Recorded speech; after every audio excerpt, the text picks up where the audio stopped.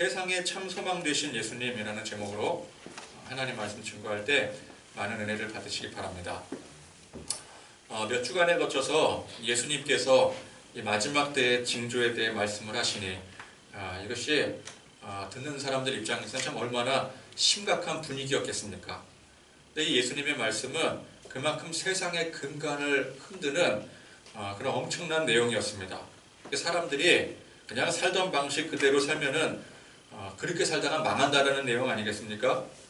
세상 끝이 있고 심판이 있다고 하는데 어떻게 이렇게 자기 기준대로 또 각자가 스스로 옳다고 믿는 대로 살 수가 있겠습니까?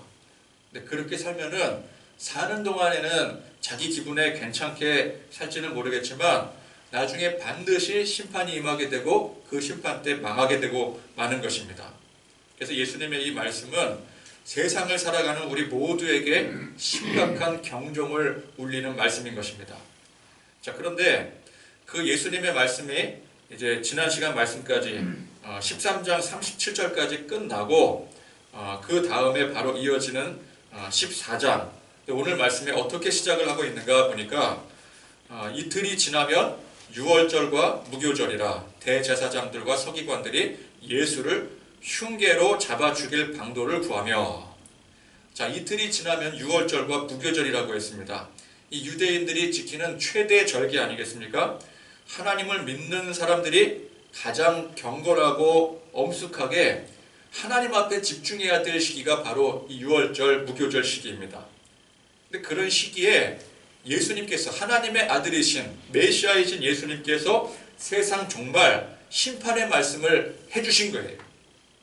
그러면 특히나 이 경건하게 절기를 앞두고 이 예수님의 말씀에 집중을 해야 되지 않겠습니까? 예수님의 말씀이 굉장히 큰 의미를 갖는 말씀이다. 거기에 집중을 해야죠. 그런데 이런 중요한 시기에 이 백성들을 진리의 말씀으로 이끌어야 될 지도자들이 오늘 보니까 대제사장들과 이 서기관들이 흉계를 꾸미고 있더라는 거예요. 무슨 흉계인가? 예수님을 잡아 죽일 방도를 구하고 있었더라는 것입니다. 그러니까 다른 때도 아니고 하필 유월절을 앞두고 또 예수님께서 굉장히 중대한 이 말씀을 선언하신 바로 직후에 했다는 일들이 예수님을 잡아 죽일 흉계를 꾸미고 있었더라는 거예요. 자, 예수님은 세상의 근간을 흔들 만한 굉장히 중대한 말씀을 선포를 하셨습니다. 그런데 세상은 여전히 욕망에 취하여 천지분간을 못하고 있는 것입니다. 지도자들마저 이런 흉계를 꾸미고 있으니 이건 뭐 볼장 가본 거 아니겠습니까? 그러니 예수님께서 말씀하신 이 마지막 때의 징조, 그런 것이 바로 지금 나타난 이 현실이 바로 그 징조가 아니고 무엇이 되겠습니까? 이거는 전쟁이나 자연재난보다도 더 심각한 상태인 것입니다. 거짓 선지자들이 막 들끓면서 나를 따르라, 내가 하나님이다, 그렇게 미혹하는 것보다 더 심각한 상태예요. 여러분, 사람들이 누구 말을 듣고 따르겠습니까? 예수님의 말씀을 믿고 듣고 따르는 것이 아니라 예수님을 죽이려고 흉계를 꾸미는 자들의 이 말을 믿고 따르는 거예요. 그래서 그 군중 심리로 결국 예수님을 십자가에 못 박기에 이르게 된 것입니다.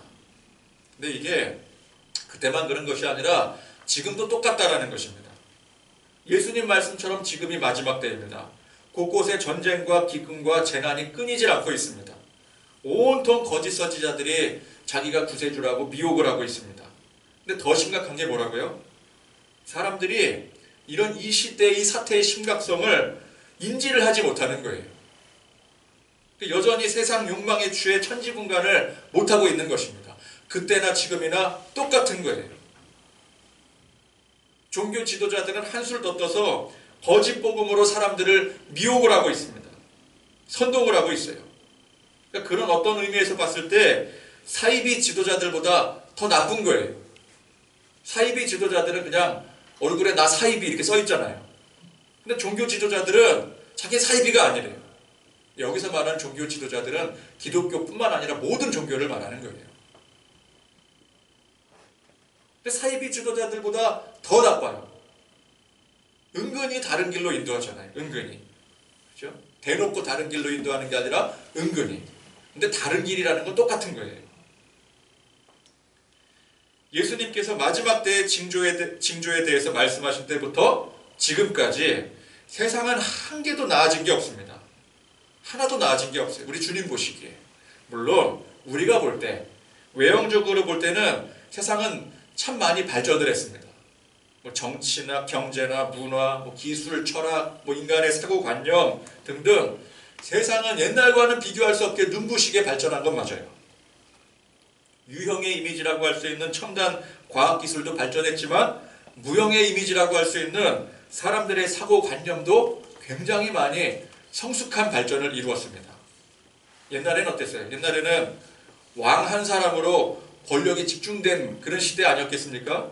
이 왕 한 사람으로 권력이 집중되면 어떤 일이 벌어지게 돼요? 제대로 된 왕이 나오면 좋은 거예요. 그죠? 제대로 된 왕이 나오면 같이 살아요. 근데 제대로 되지 않은 못난 왕 나오면 어떻게 돼요? 다 같이 죽자는 거죠, 이거는. 나라가 망해버려요. 옛날에는 왕 하나 잘못 나오면 그냥 나라가 망해버렸어요. 왕 한 사람이 망한 게 아니라 나라가 그냥 망해버려요. 그러니까 한 사람으로 인해서 세상이 그냥 좌지우지되는 그야말로 세상의 도박판이었던 거죠. 그러나 지금은 그런 시대에 비하면 얼마나 양반입니까? 이게 뭐 제대로 보장되고 있는지 저는 잘 모르겠지만 어쨌건 국민 한 사람 한 사람으로서의 인권이라는 게 있습니다. 옛날에 인권이라는 게 없었어요. 그죠? 근데 지금은 인권이 있잖아요. 그래도 막 목소리를 내잖아요. 그죠? 불과 몇십 년 전만 해도 목소리 잘못 냈다가는 저기는 뭐 남산이나 뭐 이상한 데로 끌려갔었어요. 근데 지금은 남산에 돈가스 먹으러 가요. 그죠? 우리는 지금 한 소리 낼 수 있고, 그래도 옛날에 비해서는 인권이 보장이 되고 있다. 그렇게 볼 수가 있습니다. 그 시대에 비하면, 그 옛날 시대에 비하면은 우린 평등한 시대를 살고 있어요. 열심히 하면 하는 만큼 대체적으로 보상을 받을 수가 있습니다. 물론 무조건 열심히 한다고 다 보상을 받는 건 아니지만 그래도 옛날에 비한다면은 열심히 한 만큼 보상을 받을 수가 있어요. 옛날에는 어땠어요? 아무리 열심히 해도 절대 넘을 수 없는 벽이라는 게 존재했었어요. 신분의 벽이 있었고요. 사회적 제재들이 있었어요. 그래서 우리가 지금 살아가는 이 세상을 볼 때 그래도 이 정도면 물론 부족한 점 아직도 많이 있지만 비판해야 될 부분들도 많이 있지만 그래도 이만하면 세상이 또 과거와는 비교할 수 없을 정도로 정말 많이 발전했구나. 사람들이 많이 성숙해졌구나. 그것을 우리가 알 수가 있을 것입니다. 근데 그거는 이제 우리가 볼 때, 세상적인 관점에서 볼 때 그런 것이고 우리 하나님께서 보실 때, 우리 주님께서 보실 때는 그때나 그 옛날이나 예수님 당시나 지금이나 여전히 똑같더라는 거예요. 그 증거가 무엇입니까? 하나님은 세상을 심판하시려고 하는 계획을 절대 바꾸시지 않는다는 거예요. 그러니까 하나님은 우리가 보는 것과 같은 것을 보지 않으십니다. 아무리 세상이 발전하고 또 사람들의 사고관념이 성숙하게 성장을 했다 할지라도 여전히 사람들은 어때요? 하나님을 외면하고 부정하고 멸시를 해요. 예수님 당시에 예수님을 죽이려고 흉계를 꾸미는 자들, 그 본성이 무엇입니까? 아무리 종교 지도자라고 하는 그런 타이틀을 가지고 있어도 그들 마음의 본심은 세상 욕망이 사로잡혀 있는 거예요. 지금 이 시대에 뭐 예수님을 죽이려고 흉계까지 꾸미지는 않더라도 사람들의 본성에는 여전히 세상 욕망이 깃들어 있는 것입니다. 그러니까 본질이 똑같은 거예요. 그래서 우리 주님께서 보실 때는 그때나 지금이나 똑같은 것입니다. 세상 여전히 환난의 때이고 하나님께서 이 세상을 심판하려 하는 그 계획에는 변함이 없습니다. 죄가 해결되지 않기 때문에 그래요. 물론 예수님께서 죄를 십자가에 모두 예수님께서 십자가에 못 박히심으로 죄가 해결되었지만 상징적으로 해결이 된 것이고 실제적인 죄는 아직도 우리 안에 남아있지 않겠습니까? 그러니까 죄가 완전히 해결되지 않는 이상 세상은 여전히 심판의 대상인 거예요. 사람들은 전쟁이 끊이지 않고 각종 재난이나 환경오염 같은 그런 문제들이 대두될 때 세상이 드디어 마지막 때가 아니냐, 종말의 때가 다가오는 거 아니냐, 그렇게 절망을 하곤 합니다. 그러나 그런 보이는 징조들보다 정말 진짜 절망적인 것은 사람들이 여전히 하나님을 외면하고 부정한다는 거예요. 그런 종말적인 현상을 보면서도 하나님을 믿지 않아요. 이게 절망입니다. 죄 때문에 눈이 가려지고 마음이 어두워져 하나님을 보지 못하는 거예요. 이게 절망입니다. 이게. 여러분, 우리가 살면서 무엇을 보고 절망을 합니까? 통장 잔고가 바닥나는 것을 보고 두려워하고 절망합니까? 굳게 세운 계획이 그게 실행이 제대로 안 돼서 바로 와르르 무너져 내리는 그것을 보고 절망을 합니까? 건강이 악화가 되고 실직하게 되고 또 이별을 겪게 되고 이런 일들을 겪을 때 우리는 절망을 하게 돼요. 근데 진짜 절망은 뭐라고요? 하나님을 믿지 못하고 하나님의 백성으로 영원한 천국에 대한 소망을 갖지 못할 때, 이 소망이 사라질 때, 내 안에 더 이상 주를 향한 열망이 없고 열정이 없고 주님 오심을 기다리지 않을 때, 이게 진짜 절망이라는 거예요. 아무리 세상에서 보란듯이 성공하고 또 누구도 부러워할 만한 그런 인생을 산다 할지라도 그런 인생이, 그런 사람이 하나님을 모르면 그냥 그 삶 자체가 절망이라는 거예요. 아무 의미가 없는 것입니다. 얼마나 절망적인 상황인지도 모르고 그냥 잘 되고 있는 줄, 나는 행복한 줄 착각하고 사는 것이야말로 이게 심각한 절망이요, 그것이 바로 죄의 상태인 것입니다. 자, 그런 현실 속에서 오늘 우리가 읽은 이 말씀은 우리에게 한 줄기 소망을 주시는 말씀이에요. 한 줄기 빛을 비춰줍니다. 근데 이 소망은 세상 살면서 문제 해결되고 뭐 잘되고 성공하는 그런 사람들이 바라는 소망이 아니에요. 오늘 말씀 보니까 오늘 말씀에서는 이름이 알려져 있지도 않아요. 한 별 볼 일 없는, 이름도 알려져 있지 않은 한 별 볼 일 없는 미천한 여인을 통해 주는 소망이라는 것입니다. 자, 오늘 말씀에 등장하는 이 여인이 마르다의 동생 마리아다, 아니면 막달라 마리아다, 아니다, 그 마리아 동일한 인물이다, 의견이 분분하지만 이게 어떤 마리아든 간에 그 시대에 주목받지 못한 보잘것없는 여인이었더라는 것에는 변함이 없습니다. 그런데 그 시대를 대표할 만한 아이콘이라고 할 수 있는 사람들이 누구였어요? 바로 앞서 말씀에 소개되어 있던 대제사장들과 서기관 같은 그런 지도자들, 그런 사람들이 그 유대 시대를 대표하는 그 시대의 아이콘 아니었겠습니까? 근데 그런 사람들이 실제적으로는 절망의 상징이에요. 예수님을 잡아 죽일 방도를 구하고 있잖아요. 마지막 때라고 예수님께서 선포하시는데 사실상 절망의 상징 아니겠습니까? 근데 그런 마당에 아무도 주목하지 않는 이 미천한 한 여인이 소망의 상징이 되고 있다는 사실. 여러분, 우리 시대의 소망이라고 한다면 어떤 사람을 주로 말할 수 있겠습니까? 유능하고 또 많은 사람들에게 알려져 있는 인기 있는 사람. 인기는 아무나 얻는 게 아니잖아요. 그죠? 뭔가 업적이 있어야 되잖아요. 대스타, 권력의 정점에 선 사람, 대세라고 할 수 있는, 불릴 수 있는 그런 사람들이 우리 시대의 소망이 될 수 있지 않겠습니까? 우리는 그런 사람들을 바라보면서 우리 삶의 소망을 걸기도 하고 이 시대에 소망을 두고 살아가는 거예요. 지금 딱 우리가 생각했을 때, 우리나라의 우리나라를 대표할 만한 그런 소망이라고 할 수 있는 사람들 누가 있을까? 자타공인 누가 있을까요? 제가 볼 때 정치인들은 좀 죄송하지만 요즘에는 여기서 좀 빠지는 분위기인 것 같아요. 지금 대통령마저도 그 사저 문제로 그 지역 주민들이 그렇게 결사반대하는 판국에 이게 어떻게 우리나라를 대표한다고 말할 수가 있겠어요? 참 안타까운 노릇 아니겠습니까? 자리 위치로는 우리나라를 대표하는 사람이라고 말할 수 있겠지만 지금 이런 상황 속에서는 이게 참 우리나라를 대표할 만한 그런 소망이다라고 말하기 힘든 것 같아요. 보통 이제 어떤 사람들 떠올립니까? 손흥민이라든지 류현진 같은 그런 스포츠 스타들이 차라리 이 사람들 우리나라를 대표하는 사람들이잖아요. 많은 사람들이 소망을 두잖아요.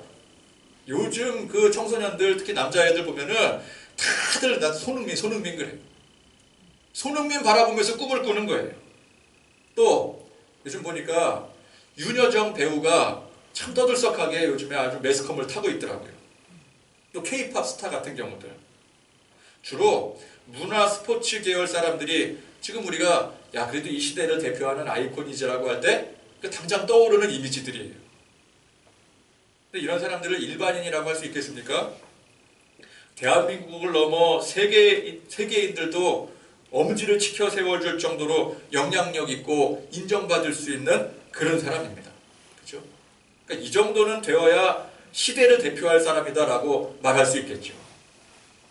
그런데 가난하고 누구도 알아주지 않고 또 직업적으로 보면 몸을 팔기까지 하는 그런 여인을 이 시대의 소망이라고 말할 수 있겠습니까?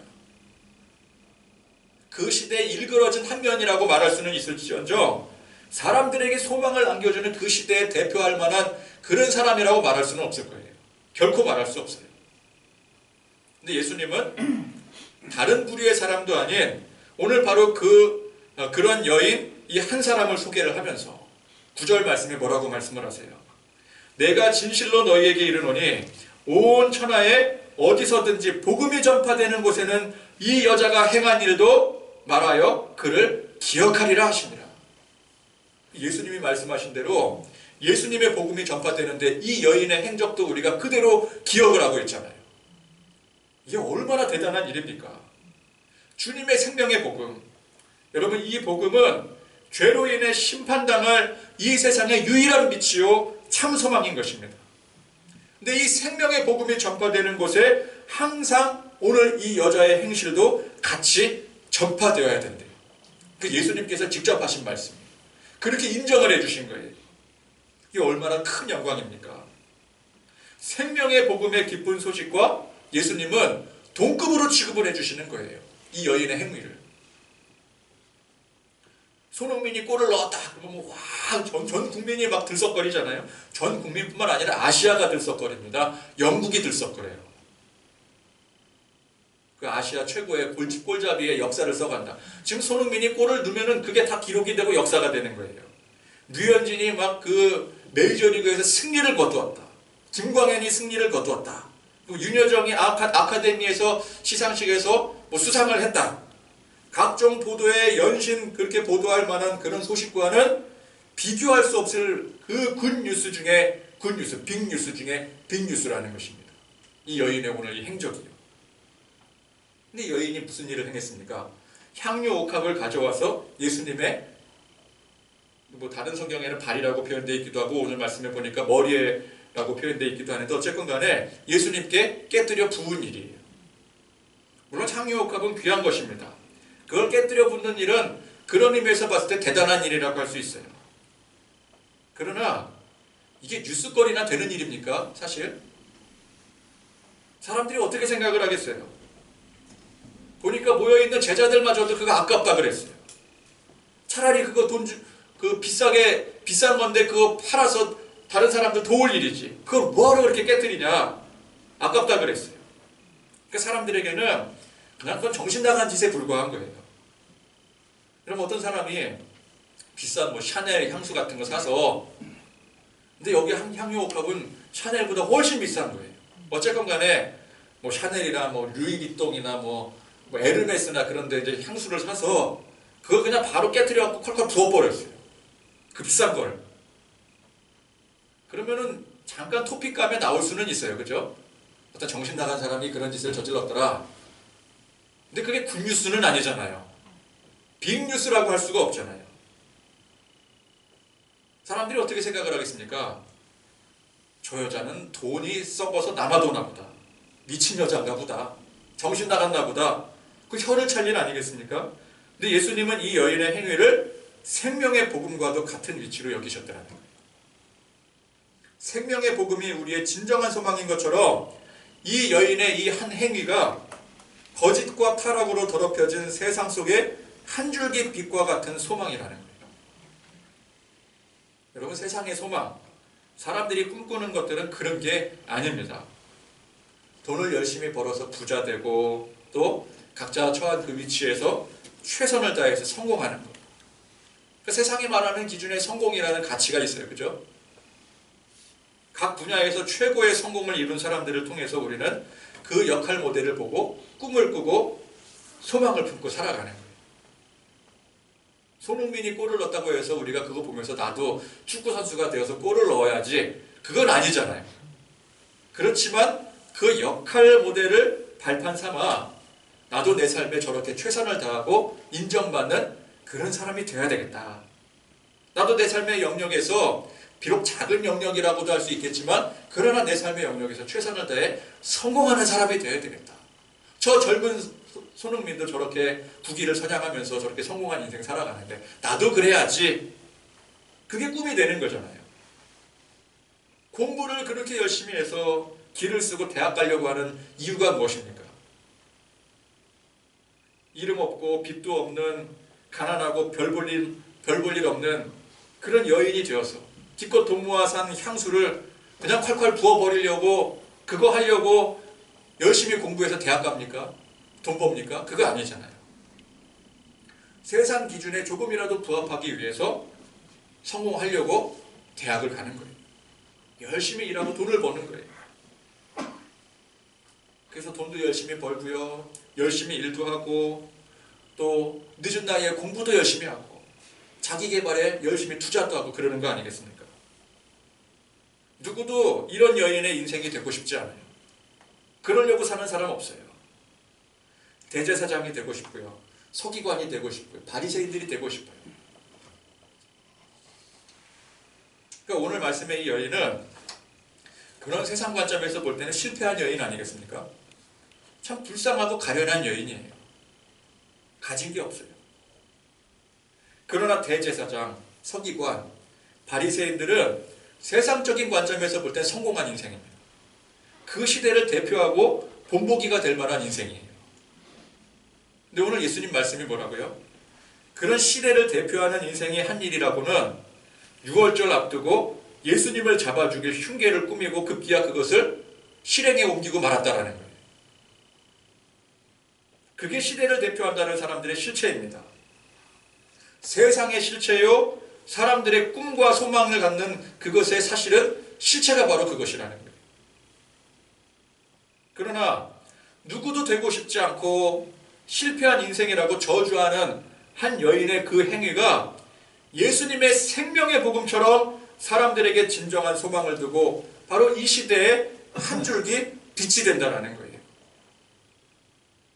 저는 뭐 세상에서 돈 열심히 잘 벌고 성공하는 게 그게 나쁘고 거지같이 살고 이 여인처럼 불쌍하게 사는 게 그게 옳다고 이분법적으로 말하려는 게 아니에요. 우리가 세상에서 소망하는 그 실체를 알아야 된다는 것입니다. 세상 사람들 하는 것처럼 우리도 뭔가를 소망하고 꿈꾸며 열심히 노력하고 살아가는데 그 실체가 무엇인지를 알아야 된다는 거예요. 그냥 세상에 취하여 세상이 말하는 소망이 그게 그저 옳은 줄 알고 맹목적으로 붙들고 살아가는 그런 인생이 아니라 우리 주 안에서 진짜 소망이 무엇인지 그 분별하여서 참 복음의 신앙을 붙들고 살아가는 그런 참 그리스도인들이 되어야 된다는 것입니다. 자, 오늘 이 여인의 행위는 행위 자체를 놓고 볼 때는 참 괴상망측한 행동입니다. 향유 한 옥합을 깨뜨려 누군가의 머리에 쏟아붓는 행위를 정상적인 행위라고 볼 수가 없어요. 여러분, 향수 한 병을 갖다가 머리에다가 다 부으면 어떻게 되겠습니까? 향수도 이게 여기다 이렇게 찍어 발라야 그게 의미가 있는 거지, 그걸 다 부어버리면 어떻게 해요? 며칠간 냄새가 가시지도 않을 거예요. 아주 죽겠을걸요? 그냥 그 행위만 놓고 보면 잘 쳐줘야 별난 행동이고 보통은 미쳤다라고 보죠. 근데 그 대상이 누구였어요? 대상이 예수님이셨어요. 향유 한 옥합을 깨뜨려 붓는 행위를 보통은 미친 사람의 행위라고 여기는 것이 그게 매우 비싸고 값진 물건이기 때문에 그래요. 현 시세로 뭐 수천만 원까지도 호가할 수 있는 그런 물건입니다. 근데 그 비싼 걸, 그 값진 거를 예수님 앞에 어떤 식으로든 사용을 했다면 그건 미친 게 아니라 합당한 것이에요. 왜? 우리 예수님은 아무리 우리가 귀하다고 하는 것인들 그걸 다 쏟아 부어도 전혀 아깝지 않은 신분이시기 때문에 그래요. 고귀하신 분이시기 때문에 그래요. 그러니까 이 여인에게 예수님은 너무나도 귀하고 위대하신 분이셨어요. 은혜를 입었어요. 근데 예수님께 입은 그 은혜가 하늘보다도 높고 바다보다 넓었어요. 적어도 이 여인이 생각할 때. 그래서 어떻게 그 은혜를 표현을 해도 그 감사를, 그 사랑하는 마음을 무엇을 어떻게 드려도 갚을 길이 없다라고 생각을 했습니다. 그런 마음으로 보니까 자기가 가진 것 중에 가장 귀한 게 이 향유 옥합이거든요. 그걸 아낌없이 부어드린 거예요. 하나도 아깝지가 않은 거예요. 그렇게 부어드려도. 그렇게 가난한 여인이 어떻게 그런 귀한 물건을 가지고 있었느냐 의아해할 수도 있겠지만 이건 이 여인이 평생 동안 모은 전 재산과도 같은 것입니다. 시집갈 미천이에요. 물론 그걸 드린 방식은 참 서투르고 좀 이상했을지 모르겠지만 적어도 이 여인은 자기 삶의 전부라고 할 수 있는 그 귀한 걸 그걸 우리 주님 앞에 다 드려도 하나도 아깝지 않다라고 생각을 한 거예요. 자, 오늘 이 말씀은 자, 그러면 우리도 예수님께서 이 여인이 행한 것을 반드시 기억하고 복음이 전하는 곳에 이 여인의 행적도 전해지고 그럼 우리 보고 그거 그대로 하라는 얘기 아니냐. 그래서 다 같이 뭐 샤넬 명품관 가서 거기서 향수 다 그냥 한 박스씩 사가지고 그거 그냥 여기 강단에 와갖고 다 쏟아붓자. 그 뜻이 아닙니다. 뭐 이 여인처럼 우리도 귀하게 여기는 집이나 땅이나 뭐 재산들 그거 다 팔아다가 헌금하자. 그 얘기가 아닙니다. 예수님을 향한 마음에 관한 얘기예요. 예수님을 향한 그 중심. 예수님을 얼마나 귀하고 위대한 분으로 여기고 있는지. 얼마나 그 예수님을 사랑했는지. 이에 대한 이야기입니다. 이 여인은 다른 건 몰라도 예수님을 향한 마음. 예수님을 향한 그 사랑이 너무나도 컸어요. 예수님은 그 마음을 받으시는 겁니다. 예수님이 뭐 그 향유 옷 갖고 귀한 거 그거 받고 기분이 좋아지셨겠어요? 찝찝하죠, 사실은.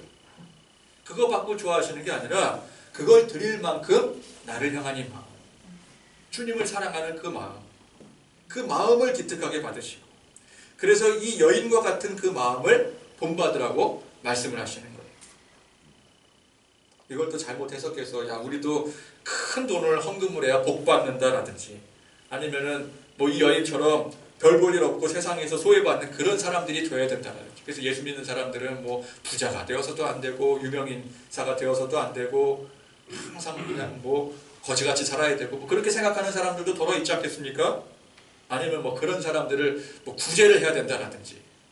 물론 구제를 하고 겸손하게 살고 뭐 헌금 열심히 하고 그거 중요합니다. 그런데 오늘 말씀은 거기에 포인트가 있는 게 아니라는 거예요. 이 여인이 가난하건 부자건 간에 세상에서 인정받건 인정받지 못하건 간에 그것과는 아무런 상관이 없는 거예요. 사실은. 중요한 건 뭐예요? 이 여인이 예수님을 사랑하였다. 예수님을 진정 경외하였다. 사랑하고 경외하는 마음을 가졌더라는 것입니다. 자, 예수님은 이 여인의 행위를 장차 있을 장례를 준비하는 의미로 그런 의식으로 받아주셨어요. 그러니까 신학적으로라면 굉장한 의미를 갖고 한 행위라는 것입니다. 근데 실제로 이 여인이 무슨 그런 신학적인 대단한 의미를 가지고 믿음의 행위를 가지고 그것을 한 것일까요? 아닙니다. 아무것도 몰랐어요. 이 여인은. 그냥 순수한 마음, 순수한 믿음으로 한 거예요. 근데 예수님 앞에 뭘 드릴까?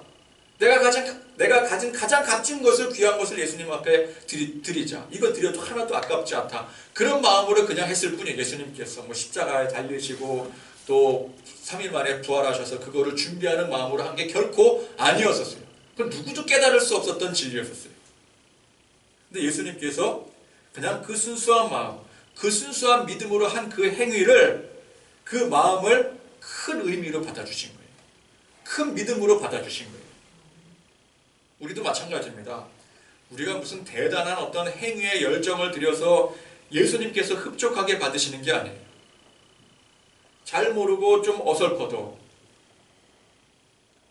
순수한 마음의 열정 가지고 주님을 사랑하는 마음으로 그 마음의 중심을 가지고 행할 때 비록 그게 아주 사람들이 볼 때는 뭐 보잘것없고 작은 행위를 할지라도 우리 주님께서 그것을 큰 행위로 받아주시는 거예요. 큰 믿음으로 받아주시는 것입니다. 우리가 뭐 다 같이 신학 공부를 열심히 해서 성경의 척척 박사가 되고 또 돈도 많이 벌어서 헌금도 크게 한다고 해서 주의 일을 잘하는 게 아닙니다.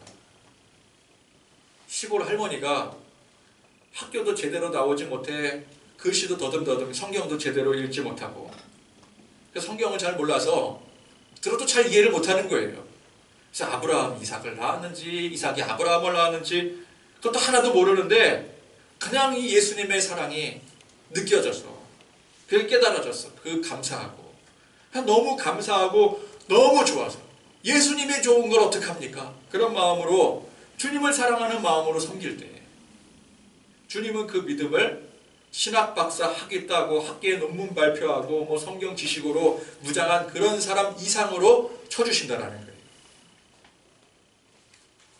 오늘 이 여인은 세상에서 가난하고 또 지식도 없고 뭐 하나 내세울 것도 없었지만 예수님을 사랑하는 그 마음, 그 순수한 믿음으로 예수님께 나아간 것이었습니다. 그래서 사랑이야말로 가장 순수한 우리의 소망인 거예요. 세상이 소돔과 고모라와 같이 끝간데 없이 타락하여 심판의 멸망을 피할 수 없다라고 하는 이 진실을 알게 된 우리들이 그럼 어떻게 하면 이 절망적인 상황을 타개하고 극복할 수 있을 것인가? 그래서 이걸 타개하기 위해서 이 어둡고 혼탁한 세상을 어떻게 해서든지 깨끗하게 정화시켜 보자고 열심히 연구하고 지혜를 짜내고 노력하더라도 여러분 여기에 무슨 소망이 있겠어요? 그렇게 열심히 파고들수록 더욱 절망에 빠져들게 될 뿐입니다. 근데 그런 절망적인 현실 속에서 오늘 말씀해 주시는 정답이 뭐예요?